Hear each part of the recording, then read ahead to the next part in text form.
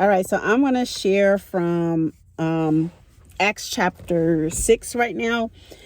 Like I said, I didn't do a live yesterday, so that's why I'm still in the car, same clothes, same everything. But Acts 6 was really interesting. And what stood out to me, I'll sometimes just share takeaways if I don't have a lot of elaboration.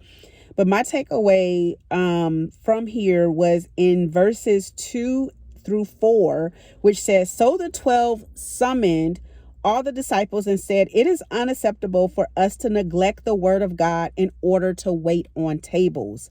Therefore, brothers, select from among you 7 men confirmed to be full of the Spirit and wisdom.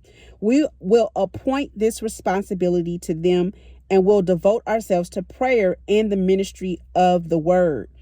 Now, when they talked about the responsibility, it was because the disciples were increasing in number among all of this grumbling, all the things that were going on. And because some of them actually had were widows, the widows were actually being overlooked in the daily distribution of food because I guess because they didn't have their husbands around anymore, they weren't being counted. That's what I'm thinking. But anyway, out of this group was Stephen. Stephen was a part of this group, and he was arrested. It says that he was full of grace and power, and he was performing great wonders and signs among the people. So literally, he was full of the Spirit, and he was wise. And so, that's just really interesting because, in the next chapter, we're going to see like literally what happens. But I thought this was interesting because they said certain things about him. It says in verse 11, "We heard Stephen speak words of blasphemy against Moses and against God." But I want to say so much. I'm going to share that for the next one because that's actually in the next chapter, so I can't really share it. I think it's in the next chapter, so I can't really share it right now, but it'll be amazing to like bring that part back in, just with what happened with Stephen. And I think that what stood out to me because of that section about how sometimes you could be doing a work, and it's a place of service, right? But it's like, okay, well, we need to advance in this other area. So we need to find people out who can really advance in this next part. And for them to say, we want to get people who are full of the Spirit and full of wisdom, that really stood out to me too, because we've been reading on my other channels, we've been reading about wisdom.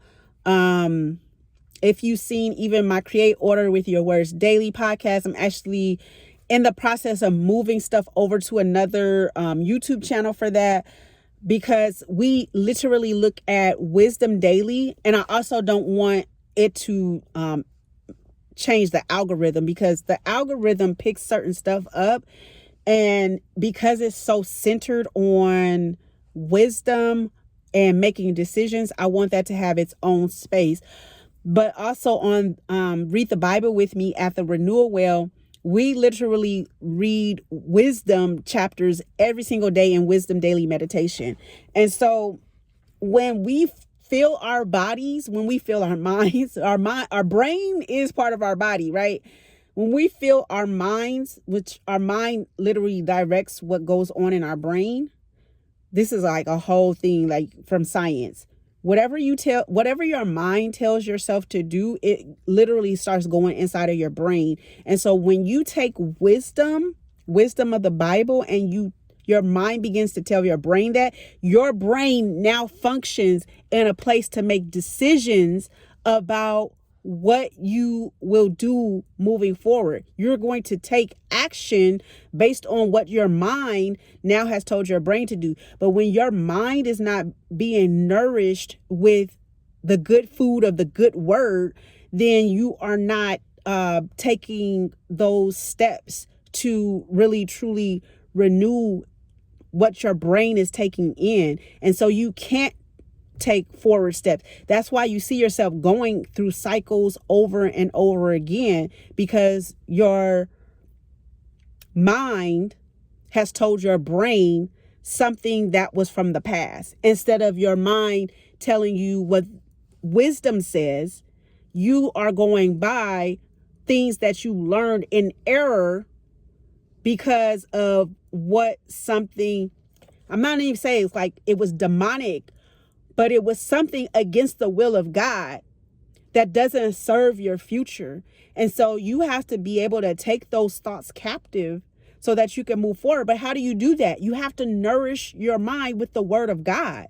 And this is why we do it with the wisdom of God. What God's wisdom says, when we get that inside of our mind and our mind is telling our brain that, now we get to take actions from that place. But as long as we continue to renew our thoughts with the old things, with the things that happened in the past, we cannot we are actually being malnourished.